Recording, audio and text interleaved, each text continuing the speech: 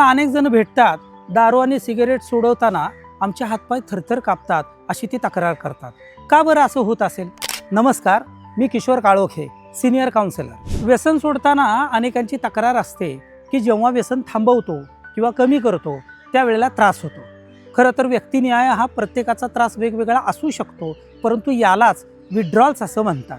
अशा वेळेला शरीराला आणि मनाला जो त्रास होतो त्याच्यामध्ये काही जणांना उलट्या होतात, काही जणांचं डोकं जास्ती दुखतं, काही जणांना मळमळायला होतं, काही जणांना निराशा यायला लागते, काही जणांना बेचैनपणा आणि अस्वस्थपणा येत असतो. हे त्रास काही दिवस किंवा काही आठवडे जाणवू शकतात, परंतु हे कायमस्वरूपी त्रास नसतो.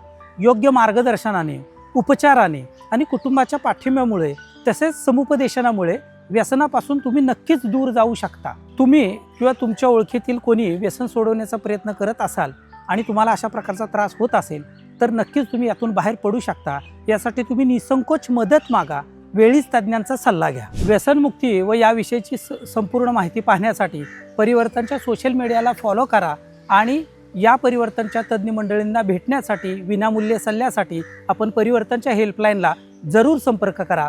धन्यवाद.